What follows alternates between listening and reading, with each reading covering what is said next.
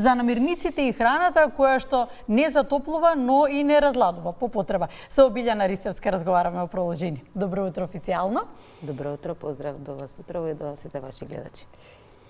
Топол чај на екстремен студ и буквално студ во коски, што прави на нашиот организам? Ги шири крвните садови, загрева моментално, меѓутоа веднаш потоа настапува студ, односно телото побрзо се лади.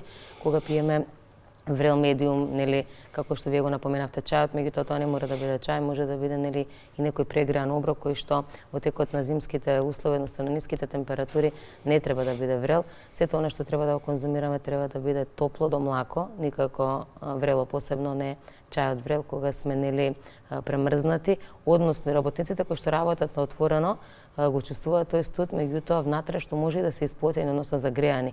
И на загреано тело вие кога ќе му додадете, нели, врел чај, најчесто го пие така на брзинка, нели, за да почувствуваат топлиност, да вратат телесната топлина на организамот, меѓутоа прават, нели, еден волшебен или магичен круг каде што имаме моментално загревање, веднаш потоа препотување, а со самото препотување и ладење на телото и не сме постигнале никаков ефект за загревање на нашиот организам. А наша традиција да се загрееме со алкохол? Никако. Со чашка раќе? Никако. Алкохолот е оној кој што лади.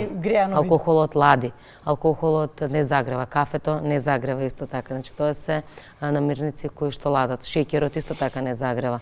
Значи шеќерот, алкохолот, нели, соковите, индустријски добиените сокови се оние кои што разладуваат, а не загреваат во текот на целата година, не само во текот на зимскиот период, меѓутоа во текот на зимскиот период, но вие, нели, екстремно ниски температури се чувствува повеќе нивното ладење. Иако, нели, народно кажано, не можем, често велиме, нели, напише чашка 2 алкохол ќе те загре, меѓутоа тоа е, верувајте, апсурд. Веднаш потоа, исто и она популарното, нели, ме пресече времето надвор, па ме фати алкохолот. Не, самиот алкохол, нели, лади, а нивото на алкохолни единици кои што ги содржи во себе прават, нели, телото се чувствува онака како што се чувствува после поголема количина на алкохол. Што е најдобро да се конзумира во вакви услови со оглед на тоа дека во зимски услови, односно на полодно време, знаеме дека организмот, циркулацијата се зголемува, значи има свој одбранбен механизам, односно принцип на работа да ја обезбеди таа потребна температура? Со храната ние она што го бараме во текот на зимскиот период е токму како што напоменавте, се зголеми циркулацијата на нашиот организам и да се одржи стабилно ниво на топлина на телото. Како би го постигнале тоа? Со храна која што содржи поголема доза на протеини и храна која што содржи комплексни аглехидрати, храна која што има растителни влакна и храна која што загрева. Практично тоа е храната која што ние традиционално тековно се конзумираме, оние кои што се исхрануваат традиционално, нели, тоа се топли чорби во текот на зимскиот период, зеленчукови, меѓутоа и чорби подготвени од, нели, некој вид на коска, најчесто тоа е телешката коска како телешки бујон, заради тоа што содржи хранливи материи, меѓутоа содржи здрави протеини, здрави масти, односно оној колаген кој што е веќе премногу актуелен и фамозен и кој што секој го конзумира на било кој начин, го содржи природно телешката коска која што ќе биде добро разварена, од која што ќе излезе, нели, сршта од натрешноста на коската и тој бујон да се одложи во фрижидер, нели, може и на подолго време и да се додава во овие чорби и супи кои што ги подготуваме. Понатаму дома подготвените топли оброци, односно манџички, секако дека треба да бидат застапени.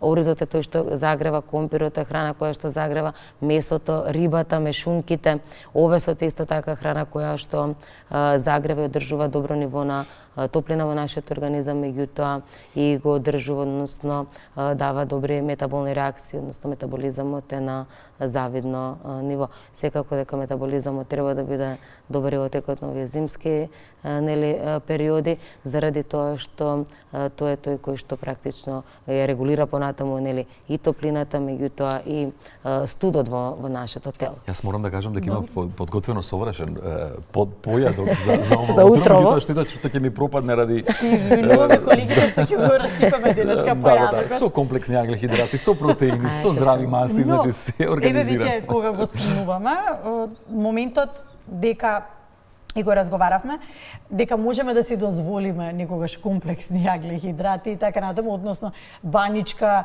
со јогурт. Не, тие се прости. Тие се просто. Прости, добро, а Чинката, Точно така, да. наутот, значи тоа Наутот. се целите зрна се практично комплексен Значи јаглехидрат. богато нутритивно. Богати нутритивни. Богато нутритивно можеме од време Оние, на време. значи, прости јаглени хидрати како што се белиот кристал шеќер, како белото брашно, значи тоа се прости јаглени хидрати кои што не треба да бидат секојдневно застапени. не го конзумирам. Меѓутоа, еве Така како кога ќе си денешниот ги ден, дозволиме ете денеска, така, а ако точно. при тоа сме внимавале и сме ја задржале онаа нутритивна вредност која што треба да ја внесуваме преку намирниците секојдневно, не пречи на организмот. Секако. Јас велам Ете. дека во текот на годината и мора да му дарате нешто на телото кое што можеби не сте го Денеска конзумирали денот. цело време, од причина што нели па треба малку и тоа да се нели побунтува, да види дека постои друг вид. Навистина е така, затоа што има луѓе кои што во текот на животот на пример ригорозно велат не, ете за бело брашно.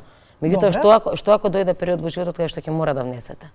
Што се случува? Зошто да ги намалите ензимите, односно лечењето на ензими по однос на преработка на одреден тип на храна? Немате потреба.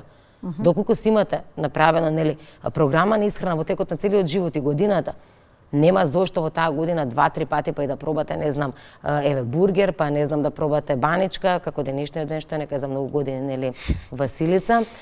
Значи нема потреба зошто да се устручавате. Да го пробате тоа, денеска пробувате, утре си продолжувате, нели, по старо. И во текот на денот денеска сигурно вие нема 5 пати да јадете баничка. И тогаш организмот реагира поинаку. Секако не реагира онака тешко како што би реагирал кај луѓе кои што тековно се исхрануваат со таква храна. И како што велат на пример еве сега за празниците се прејадовме. Мене на пример не ми се случува, никогаш не сум се прејала во животот ме. Мене исто. Значи се умерено. Значи сериозно, а ќе пробаш од се, нели? Меѓутоа веќе капацитетот и на желудникот Јована е намален. Значи не е како на пример сега имаш ти не знам 55 килограми и ете така и на пример нели 55 килограми сега желудникот кај тебе кај некој што е на 105 килограми за жал не е ист. Мускулен орган е кој што при нели внесна храна се шири. И сега, ако ви еднаш внесете поголема количина храна, секако дека треба да се прошири да направи кила на желудник. Меѓутоа, ако тековно му внесувате храна повеќе од она што тој има капацитет да прими, се случуваат тие промени. Тоа што ви препорачале за појадок ручек и вечера во многу студени денови кои што ги живееме, особено наутро сега кога се будиме, ние доаѓаме многу рано на работа и навистина е студ. Така. Да, буквално влегува во коси. Наутро прво нели топол напиток, дали тоа ќе биде чај кој што не кафе, кафето разладува. Значи дали ќе биде чај или ќе биде какао, подготвено со нели растително млеко или обично млеко кој некој што нема проблем од кравието млеко. Понатаму да следи појадокот никако да не се прескокнува. Појадокот треба да биде нутритивно богат, да ги содржи сите макро и микронутриенти како што се протеини, јаглени хидрати, масти, растителни влакна, витамини и минерали. Што тоа би значило? Значи дека може да се сварите сега во зависност од нели физичката активност на тој човек кој што работи на отворени услови. Значи јас ако кажам 2 јајца, тоа се многу малку за човек кој што е на објект надвор, ако кажам дека нели треба да изеде 2 лажици јурда, тоа е навистина многу малку за истиот.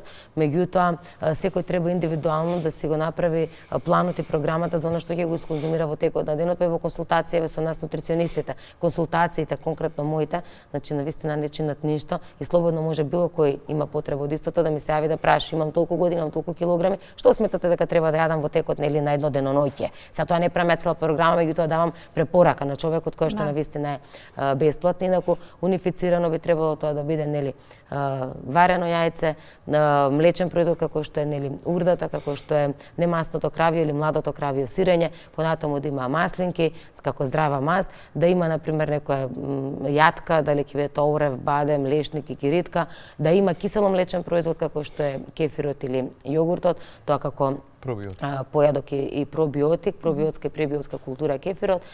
Понатаму да се има ужина. Ужината најчесто треба да биде нели свежо сирово овошје кој што го имаме во текот на овој есенско-зимски период, дали ќе биде подготвено како овошна салата или ќе биде како смути, независно од тоа како милуваат нели луѓето. Може исто како ужина да биде варената пченица со орев, мед, цимет кој што морам да ги напоменам како зачини кои што загреваат во текот на зимскиот период. Тоа се ѓумбирот, циметот, куркумата и биберот кои што мора да бидат застапени без разлика во кој оброк во текот на денот. Понатаму следува ручек кој што треба да биде дома подготвен, дали ќе биде нели грашак со телешко месо или ќе биде подварок сега актуелен нели со исто така со месо, дали месото ќе биде мисиркино, свинско, како си милуваат. Салата секако свежа дека треба да има во текот на ручекот. Следува нели попладневната ужина која што исто така би требало да биде нели некој вид на еве сега имаме тиква па да биде печена тиква. Моја препорака во текот на зимскиот период тиквата да се конзумира во сирова форма како салата, значи или како таратор со тиква да си направите. Тиква зборувам за тиква портокалова, тиква која што ја печеме, тиква од која што правиме поташ од тиква. Ренда на тиквата може да се конзумира како замена за морков во салата со зелка, со марула, со цвекло. За да се искористи бета-каротенот кој што е силен јак антиоксиданс и заштитува од нели вируси, бактерии во текот на зимскиот период. Како ужина може да се конзумира во печена или варена форма тиквата, со печено или варено јаболко. Исто тука да имаме здрави масти како орев, цимет да додадеме за загревање на телото, една чаша чај во текот пак на тој попладневен период, не кафе, и вечерата да биде секако лесна и да не биде премногу доцна. И морам да допрашам да многу често сме зборувале за хидратацијата, конзумирањето на вода и ќе кажете дека да, постојано треба да се хидрираме, но она што сакам да го прашам е дали останува сепак она препорака дека 2 часа после јадењето вода не се пие. Секако дека останува во текот на зимскиот период, не само после оброкот, туку и пред оброкот. Препорака на Светската здравствена организација е веќе тоа да се зголеми нели таа временска дистанца на невнесување на храна во организмот од 3 часа, меѓутоа некако кај нас јас со пациентите мои се убедуваме за 1 час пред и по тоа да не внесуваме. Меѓутоа верувате тоа е навика и тоа е психолошки момент. Да. Може би повеќе првите 5 до 10 минути после оброк, ако издржите да не внесете вода, може да се случи 4 часа после тоа телото да не побара. Заради тоа што во самиот оброк ние имаме течност, меѓутоа не H2O, не чиста вода. Препорака е да не се внесува чиста вода заради тоа што се разблажуваат киселините во желудникот, односно хлороводородната киселина, на која што ќе додадете чиста вода, како H2O, ја разблажувате, односно намалувате нејзината јачина. И таа храна те задржува подолго време во желудникот, практично не ја преработува затоа што е намалена јачината и на лимонова киселина ние ако додадеме вода, лимонот не е концентрат. Веднаш е разблажен и можеме нели и веднаш да го испиеме. Затоа е таа препорака да не се внесува, за да не се нели нагриза микрофлората на желудникот и понатаму да немаме проблеми со дигестијата на храната во желудник. Од таа причина не се дава вода, не заради она нели нема да ослабам или ќе ми биде тешко после конзумирање на оброк. Не се дава заради таа хемиска, односно биохемиска реакција која што се случува во желудникот. Хлороводородна киселина со H2O не дава нели ја разблажува практично јачината, ја намалува и храната почнува едноставно кажано да скапува и да трули во желудникот и да се задржува подолг временски период во истиот. Вие храна имате во желудникот, а пласирате веќе за 2 часа друга храна. Така. Она утринска хидратација. Колку е таа битна? Зборувам веќе и во моје име и како навика, меѓутоа чувствувам дека мене тој принцип ми одговара. Па сигурно едно 2 до 3 чаши топла вода на утро. Топла, млака. Млака на ке топла, млака на ке топла да не е врела водата. Приближно на температурата на телесната температура се разбира. Сега почнувам со чиста вода, значи без примеси, без цитрусни овошје, лимони, цитрони и не треба. И на крај можам да земам и концентрат од ѓумбири од лимон. Супер. После тоа, нели, хидратација. Значи хидратацијата во текот на утринскиот период е навистина премногу важно. Се она што ќе внесете после водата, многу подобро ќе се ресорбира, абсорбира, елиминира и задржи во нашиот организам. Заради тоа што водата е единствен природен растворувач на сите хранливи, меѓутоа и на токсични материи во организмот. Доколку имаме одвишок токсини, ќе ги нели разложи, ќе ги раствори и ќе ги елиминира од организмот сето она што е потребно, како витамини кои што се растворливи, имаме многу витамини растворливи, односно хидросолубилни, растворливи во вода.